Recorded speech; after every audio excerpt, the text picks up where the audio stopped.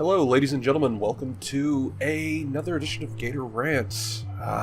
Just sort of have to have one of these off the chest every once in a while to keep from blowing a fucking goddamn artery. Today I want to talk to you all about the, well, it seems to be that there's a little bit of a pass that's given to the Nintendo for a lot of shit these days. Now, I've been on this soapbox a few times before, but today it just sort of got to me pretty bad. In this case, I was messing around with my 3DS, something that I haven't done in a while. The other day we had the power cut out, so that was about the only bit of entertainment that I had besides reading a book. And I was sort of done reading for the day at that point. So I was, this morning, flipping through the Nintendo eShop, and I noticed, oh hey, there's a new MetREEoid game. Now, if any of you know me, I am a huge MetREEoid fan. With the exception of Other M. Other M is kind of a fever dream that we all collectively had. It didn't really exist. I'm pretty sure it didn't exist. Yeah, fever dream. But, No. Saw that there was, it was apparently a remake of Metroid 2, back on the NES. Something that I never did get a chance to play outside of emulators. Now, I've gone through every Metroid game, beaten it, and I want to say I've gotten at least about in the high 90s for most of the games on completion rate. Like, might have been like one or two rocket capsules that I didn't find, but you know, you can live, you can die happily without having, you know, managed to do that. You know, you didn't shoot that rock there. Anyways, I'm losing the plot here, but yeah, there's a remake to Metroid 2. And I was like, oh hey, $40. It's a little steep, especially for a mobile game. Or a handheld game in this case. I don't really buy games for my 3DS. I've got 4 total. That should tell you something. But yeah, I was genuinely considering buying this game. So I go ahead and I look up a trailer for it. I wanted to see what exactly was going on. And first thing I notice is that Samus is a little bit planted every time she's shooting. And it's like, huh, that's kind of funky.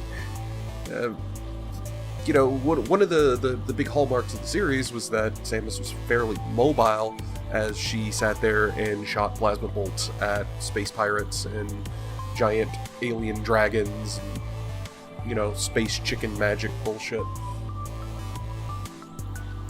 So that was my first little moment of just concern, and it's a 2.5D game similar to a few other remake games that have come out in the last decade. Like, for instance, that Castlevania Dracula X remake that was released by Konami on the PSP, which I did have. Lost it at a concert. Good game.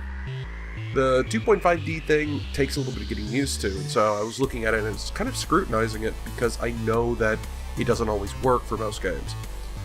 Well, I start digging a little bit more, and I happen to catch a episode of The Completionist. He apparently did a day one 100% completion run of, Metroid Samus Returns. That's this remake. And the whole time he's like talking about, it's like, oh, it's got all this and it's really cool and you've got like this counterattack and blah blah blah. And slowly the pieces start falling into it. He mentions the fact that Nintendo has, to be able to do a 100% run of the game, amiibo required aspects.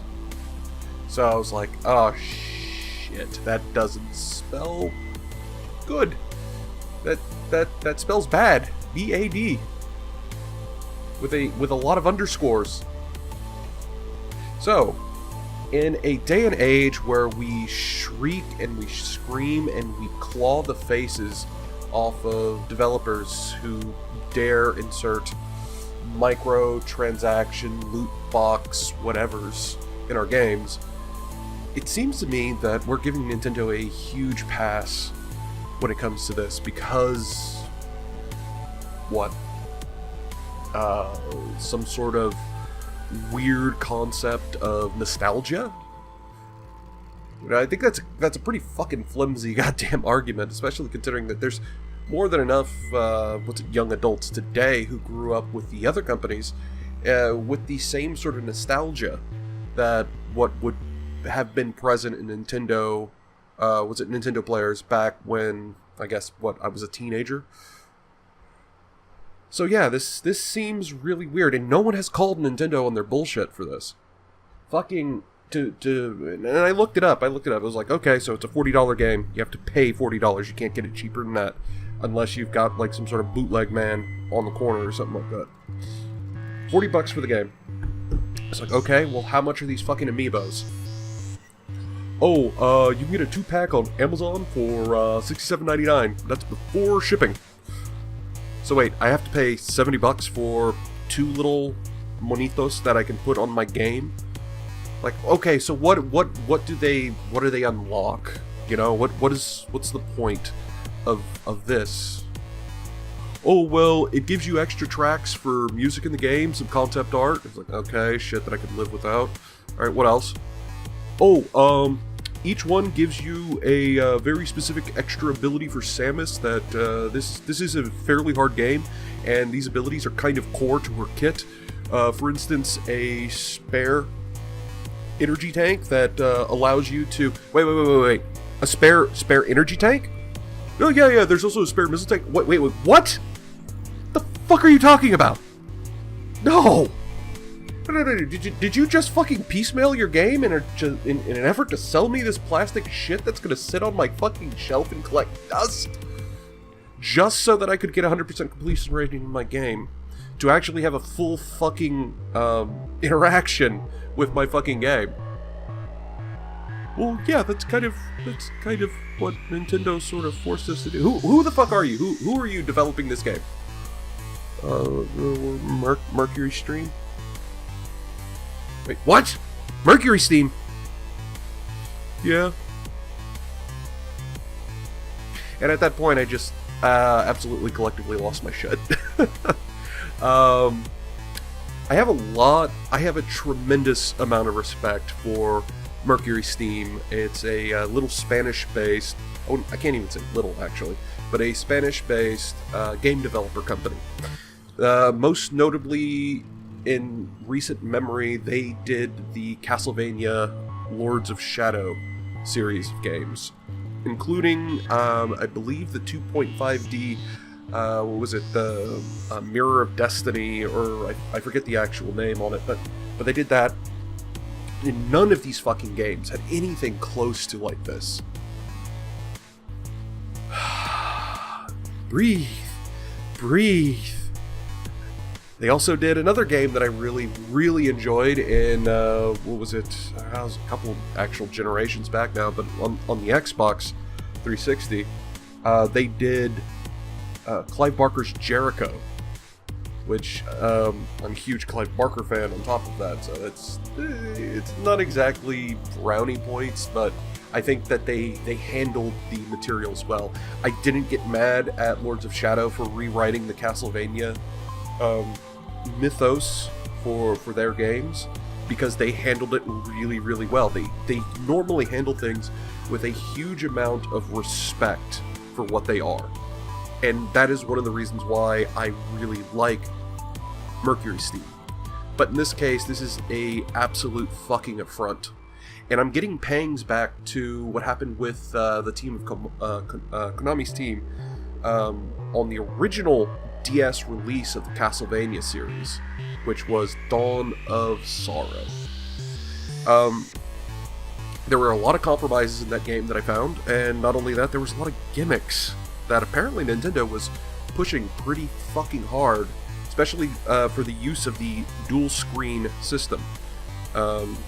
Most of the game all takes place on a singular screen, where the other screen just holds like a couple of like stat data and maybe the map occasionally. but like the game was originally just meant for a single screen.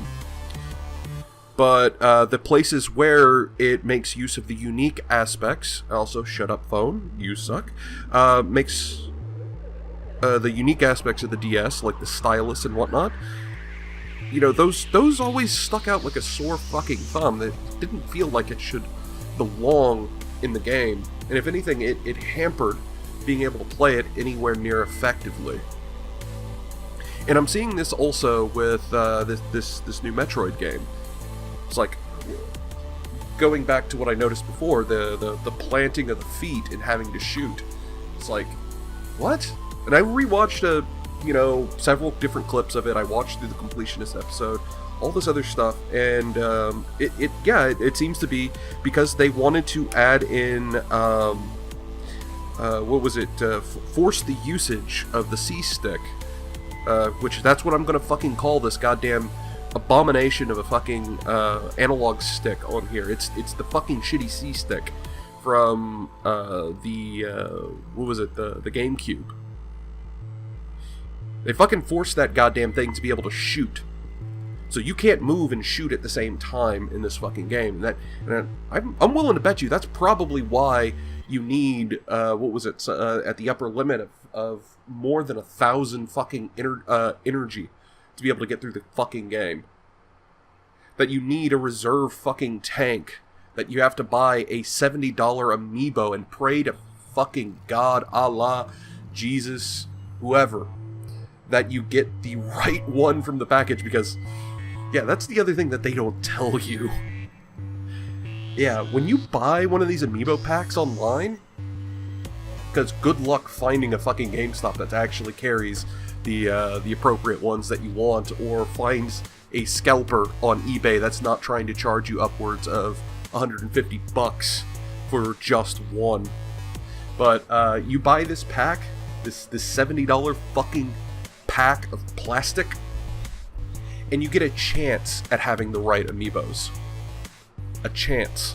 Which means you can spend upwards of, just buying the 2 packages. You can spend $140 before shipping and not get both of them. Or all 4 of them, sorry, because it's 4 that you need to be able to get the entire thing for this game. So in summary, where the fuck is the outrage at Nintendo's shitty, skeevy, fucking oily business practices? Give it some thought. Fuck! God damn, mother...